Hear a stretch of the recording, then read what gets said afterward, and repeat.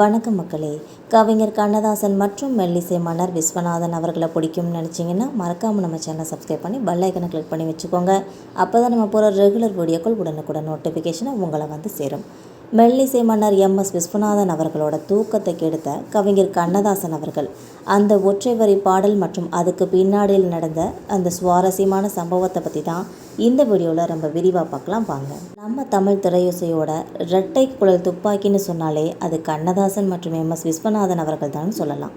இவங்களுக்குள்ளே இருந்த புரிதல்லாம் அவ்வளோ அழகாக இருக்கும். ஆனால் அதே சமயம் ஒருத்தருக்கு ஒருத்தர் சளைச்சவங்க இல்லைன்னு கூட சொல்லலாம். இப்படி இருந்த இவங்க ரெண்டு பேருக்குள்ள நிறைய சுவாரஸ்யமான மோதல்களும் நடந்திருக்கு. அப்படித்தான் ஒரு முறை எம்.எஸ். விஸ்வநாதன் அவர்கள் நல்லா தூங்கிட்டு இருந்தப்ப கவிஞர் கண்ணதாசன் எழுதின ஒரு பாடல் வரி தான் மெல்லிசை மன்னரோட தூக்கத்தையே கெடுத்து அவரை ஆத்திரமடையும் வச்சிருக்கு. அது என்ன பாடல், அந்த வரிகளில் அப்படி என்னதான் ரகசியம் இருந்துச்சுன்னு பார்க்கலாம் வாங்க.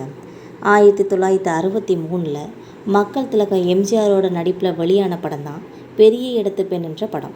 இந்த படத்தோட பாடல் உருவானப்போ தான் கவிஞர் கண்ணதாசனுக்கும் எம்.எஸ். விஸ்வநாதனுக்கும் இடையில் அந்த சுவாரஸ்யமான சம்பவம் நடந்திருக்கு. பொதுவாகவே பாடல் உருவாக்கும் போது இசைக்குழுவினர் எல்லாருமே முன்னாடி வந்துடுவாங்க. ஆனால் கவிஞர் கண்ணதாசன் நிறைய வேலைகளுக்கு இடையில் எப்பயுமே கொஞ்சம் லேட்டாக தான் வருவாங்க. அப்படி ஒரு நாள் அப்படியே தலைகீழாக நடந்திருக்கு. மெல்லிசை மன்னர் எம்.எஸ். விஸ்வநாதன் அவர்கள் அன்னைக்கு ராத்திரி 3 மணி வரைக்கும் ரெக்கார்டிங் வேலைகளை முடிச்சுட்டு ரொம்பவே களைப்பாக தூங்கிட்டு இருந்ததுனால அடுத்த நாள் காலையில் வழக்கத்துக்கு மாறாக கவிஞர் கண்ணதாசன் அவர்கள் ரொம்ப சீக்கிரமாகவே ஸ்டூடியோவுக்கும் வந்துட்டாங்க. அங்கே எம்.எஸ். விஸ்வநாதன் இல்லாததை பார்த்துட்டு அவரோட வீட்டுக்கு ஃபோன் பண்ணியிருக்காங்க. எம்.எஸ். விஸ்வநாதனோட உதவியாளர் ஃபோனை எடுத்து ஐயா இப்போ தான் தூங்கிட்டு இருக்காங்கன்னு சொல்லி இன்னும் எழுந்திரிக்கலைன்னு சொல்லியிருக்காங்க. இதை கேட்ட கண்ணதாசன், சரி அவர் தூங்கட்டும், நான் ஒரு பல்லவி எழுதி தரேன், அவர்கிட்ட கொடுத்துருங்க, அவர் இதுக்கு மெட்டு போடுறதுக்கு நான் அடுத்த பல்லவியோடு வரேன் அப்படின்னு சொல்லிட்டு ஒரு காகிதத்தில் வரிகளை எழுதி வச்சுட்டு போயிட்டாங்க. அதுக்கப்புறம் அதையே எம்.எஸ். விஸ்வநாதன் அவர்கள் எந்திரிச்ச உடனே கண்ணதாசன் வந்து காத்துக்கிட்டு இருக்காங்கன்ற செய்தியை கேட்டதுமே பதறி போய் ஸ்டூடியோவுக்கு ஓடிருக்காங்க. அங்கே இருந்த இயக்குனர் ராமண்ணா கவிஞர் எழுதி வச்சிருந்த அந்த பல்லவியை கொடுத்து அந்த பல்லவிகளை பார்த்ததுமே எம்.எஸ். விஸ்வநாதன் அவர்களுக்கு தூக்கி வாரி போட்டிருக்கு. அதில் ஏன்னா கவிஞர் கண்ணதாசன் எழுந்த வரிகள் அப்படி இருந்திருக்கு. அதாவது தூங்கிக்கிட்டு இருந்த அவரை நையாண்டி செய்கிற ஒரு விதமாக அந்த வரிகளை எழுதியிருப்பாங்க கவிஞர் கண்ணதாசன் அவர்கள். எம்.எஸ். விஸ்வநாதனுக்கு லேசான கோபமும் அதே சமயம் ஆச்சரியமும் வந்திருக்கு. அந்த வரிகள் தான் பெரிய எடுத்த பெண் படத்தில் வந்த கதை சூழலுக்கு ஏற்ற மாதிரி ரொம்ப சரியாக பொருந்திருக்குன்னு சொல்லலாம். நடிகர் எம்ஜிஆர் மற்றும் சரோஜா தேவிக்கு 2 பேருக்கு இடையிலான சீண்டல்களை விளக்குற விதமாக தான் அந்த பாடல் அமைஞ்சிருக்கும். டி.எம். சௌந்தரராஜன் மற்றும் பி. சுசீலா அவர்கள் அந்த பாடலை பாடியிருப்பாங்க.